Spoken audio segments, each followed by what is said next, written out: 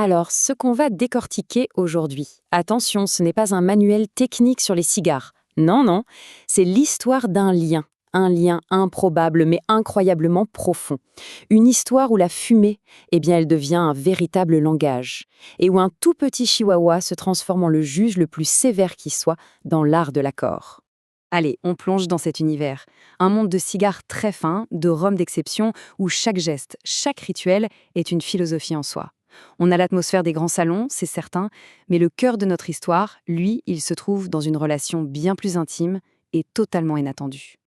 Et voilà, dès le début, l'auteur prend tout le monde à contre-pied, on s'attend à une analyse de sommelier, à des notes de dégustation complexes, et en fait, on découvre que le véritable protagoniste, ce n'est pas l'homme, c'est le chien. Et c'est là que réside toute la magie, toute l'originalité de ce récit.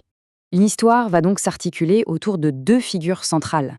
D'un côté, on a un homme de contrôle, un véritable stoïcien qui a trouvé sa philosophie dans le rituel de la fumée. Et de l'autre, un chien d'instinct, un juge absolument incorruptible. Alors, voici Dantès, un homme qui vit vraiment selon les principes du stoïcisme, qui trouve un sens à tout dans le rituel de ses havanes.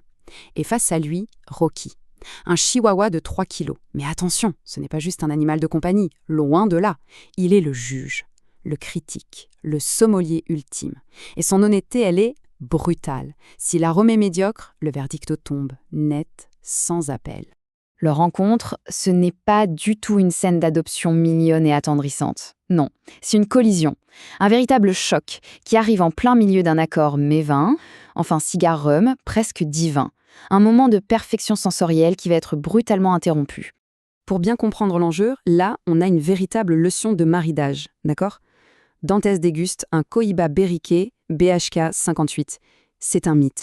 Ce cigare contient la fameuse feuille Medio Tiempo, qui concentre une puissance aromatique unique. On parle de cèdre, de poivre blanc, de miel foncé. Et pour accompagner ça, le Habana Club Maximo, un rhum d'une complexité folle, avec des notes de vanille profonde, de cuir vieilli. Bref, un accord d'anthologie. C'est exactement comme ça que Dantès décrit ce moment. Une harmonie parfaite, une justice sensorielle totale. Et c'est à cet instant précis, au sommet de sa dégustation, que le chaos débarque. Le voilà, Rocky. Il entre, et sans la moindre hésitation, il déclare la guerre. Pas en aboyant, non, avec 3 morsures. Rapides, précises, chirurgicales, sur la main de Dantès. Ce n'est même pas de l'agressivité, c'est une déclaration, une prise de pouvoir.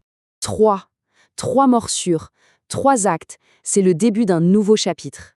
Après cette entrée en matière pour le moins explosive, une sorte de guerre froide s'installe entre eux. Mais ce conflit va évoluer, lentement, vers une compréhension fragile, une sorte de trêve dont le seul et unique langage sera l'arôme. Et le tournant, il arrive lors d'une autre évaluation sensorielle de très haut niveau. Un Roméo et Julieta Amantes, un Havane complexe avec des noces de bois clair, d'amandes grillées, associé à un Habana Club Union. Ce qui est fascinant, c'est la réaction de Rocky. Face à un arôme médiocre, il s'en va. Mais face à la qualité, il reste. L'arôme de ce cigare le captive littéralement. Il s'approche, s'assoit et ne bouge plus. Le juge a rendu son verdict, la qualité, ça se respecte. Ce qui suit, c'est une véritable campagne stratégique, menée avec une patience presque militaire. Rocky va réduire la distance, mais méthodiquement. Jour après jour, il teste, il évalue. Chaque étape est calculée, mesurée, avec une discipline quasi stoïque. Il ne cherche pas des caresses, non. Il cherche à conquérir un territoire, par la légitimité que lui donne son propre jugement. L'assaut final, il est déclenché par l'accord ultime. Un H. Chupman Gran Reserva, un cigare dont le tabac a vieilli pendant 5 ans. C'est l'incarnation même de la patience.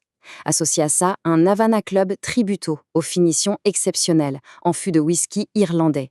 La complexité aromatique de cette alliance est telle qu'elle va tout faire basculer.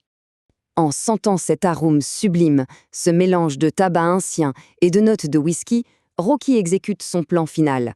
Il monte sur les genoux de Dantès, se roule en boule et s'endort. C'est fini. La guerre est terminée. Le juge sommelier n'a pas seulement validé l'accord, il a conquis le philosophe. Mais voilà, comme dans toute grande histoire, la paix est fragile. Au moment où le lien semble le plus fort, le plus solide, tout est soudainement brisé. Le ton de l'histoire change radicalement.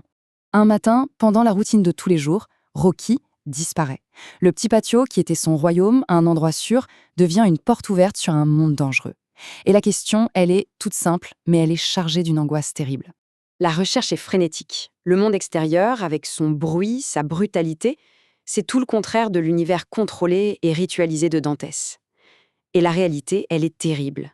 Rocky a été attaqué par des adolescents. Il a été battu et il en ressort profondément traumatisé. Ce qui rend ce moment encore plus poignant, c'est ce qui attendait sur la table.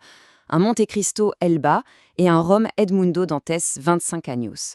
Le nom Elba, ça fait bien sûr référence à l'île-prison de Dantès.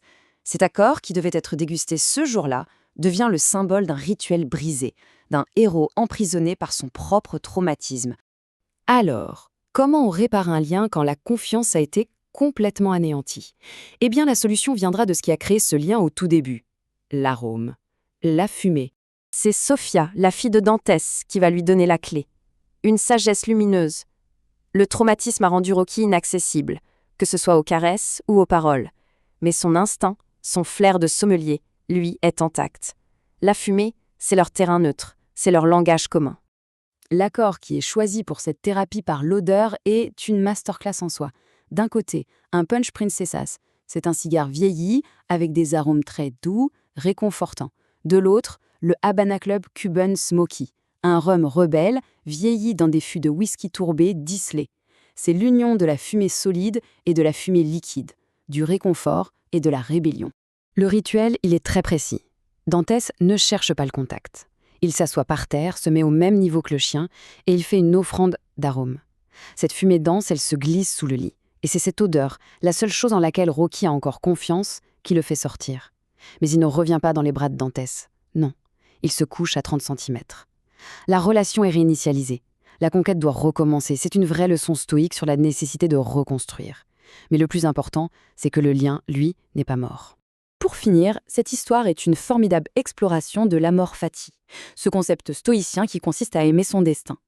Dantès, le philosophe du contrôle, doit accepter un destin qui prend la forme d'un être minuscule, féroce, et qui l'a forcé à ressentir, à perdre le contrôle, et finalement à guérir. La plus grande leçon de philosophie, finalement, elle ne venait pas des livres, mais d'un juge de 3 kilos.